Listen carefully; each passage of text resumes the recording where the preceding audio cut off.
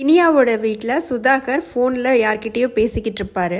நிதிஷ் வெளியில் கிளம்பிக்கிட்டு இருப்பாரு. உடனே சுதாகர் ஃபோனில் யார்கிட்டயோ நான் அப்புறமா பேசுகிறேன் அப்படின்னு சொல்லிட்டு, நிதிஷ் கொஞ்சம் வெயிட் பண்ணு அப்படின்னு சொல்லிட்டு, சந்திரிகா சந்திரிகா இங்கே வா அப்படின்னு சொல்லி கூப்பிடுவாரு. சந்திரிகா வந்ததும், இங்கே பாரு நிதிஷ் வெளியில் கிளம்புறேன்னு சொல்கிறான், இனியா வர்றதுக்குள்ளே அவனை கூட்டிகிட்டு போய் தூங்க வை, அவன் ரூமுக்கு போ சொல்லு அப்படின்னு சொல்லுவார். சந்திரிகாவும் அவனை ரூமுக்கு கூட்டிகிட்டு போவாங்க. கையை பிடிச்சி இழுத்துக்கிட்டு இருப்பாங்க. அதுக்குள்ளே இனியா வந்துடுவா. இனியாவை ட்ராப் பண்ணுறதுக்காக கோபியும் கூட வருவார். சுதாகரும் சந்திரிகாவும் மெல்லமாக அவங்களுக்குள்ள பேசிக்குவாங்க. இனியா எதுக்கு அவங்க அப்பாவை கூட்டிகிட்டு வர்றா? வேளை நேத்திக்கு நடந்த விஷயம் எல்லாத்தையும் சொல்லியிருப்பாளோ, அவங்க அப்பா வந்து அட்வைஸ் பண்ணுறதுக்கு வராரோ அப்படின்னு சொல்லிட்டு சந்திரிகா சுதாகர் கிட்ட கேட்பாங்க.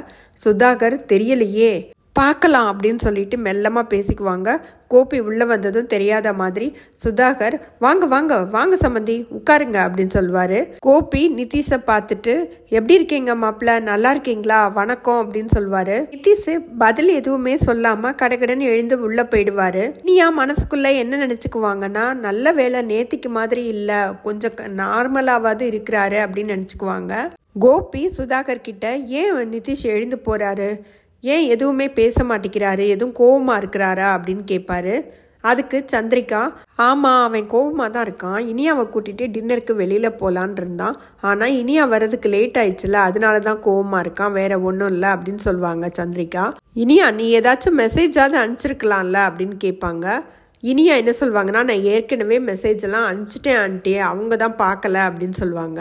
சந்திரிகா என்ன சொல்லுவாங்கன்னா, நீ எனக்கு ஃபோன் பண்ணியிருக்கலாமே, எங்களுக்கு ஃபோன் பண்ணி சொல்லியிருக்கலாம்ல அப்படின்னு சொல்லுவாங்க.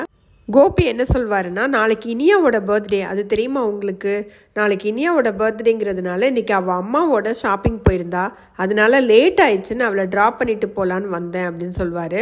அதுக்கு சுதாகர், எங்கள் மருமகளோட பிறந்தநாள் எங்களுக்கு தெரியாமல் இருக்குமா, அது எல்லாமே ஏற்கனவே பிளான் பண்ணிட்டோம், நாளைக்கு ரொம்ப கிராண்டாக செலிப்ரேட் பண்ண போகிறோம், ரிலேட்டிவ்ஸ் தெரிஞ்சவங்க எல்லாரையும் கூப்பிட்டு ரொம்ப கிராண்டாக செலிப்ரேட் பண்ண போகிறோம், நீங்களும் கண்டிப்பாக கலந்துக்கோங்க, வீட்டில் எல்லாருக்குமே நான் தனித்தனியாக ஃபோன் பண்ணி சொல்கிறேன், நான் கண்டிப்பாக சொல்லுவேன் அப்படின்னு சொல்வார்.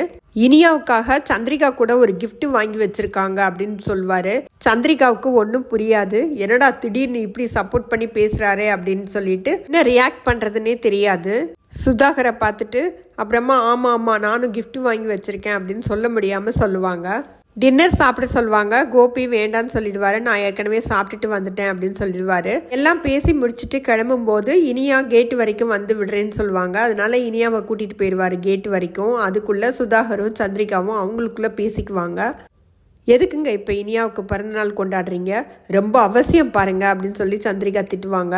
சுதாகர் என்ன சொல்வார்னா, வேற வழி, உன் பையனுக்காக தான் இதெல்லாம் செய்ய வேண்டியது இருக்கு, இனியாவுக்கும் கோபிக்கும் விஷயம் தெரிஞ்சா என்ன ஆகும் கொஞ்சம் யோசிச்சு பாரு, நம்ம செலிப்ரேட் பண்ணல அப்படின்னா எல்லா விஷயமும் வெளியில தெரிய ஆரம்பிச்சிடும், இப்ப நிதிஷ் கோமா போனதுனால தான் இந்த பிரச்சனையே ஆரம்பிச்சது, நீ உன் சொந்தத்திலேயே நல்ல பொண்ணா பார்த்து கல்யாணம் பண்ணி வச்சிருக்க வேண்டியது தானே, நல்ல வேளை இனியாவது கிடைச்சா, இனியாவும் கிடைக்கலன்னா உன் பையனோட லைஃபை நினைச்சு பாரு, அதனால கண்டிப்பா இனியாவோட பர்த்டேவை செலிப்ரேட் பண்ணித்தான் ஆகணும் அப்படின்னு சொல்லிடுவாரு.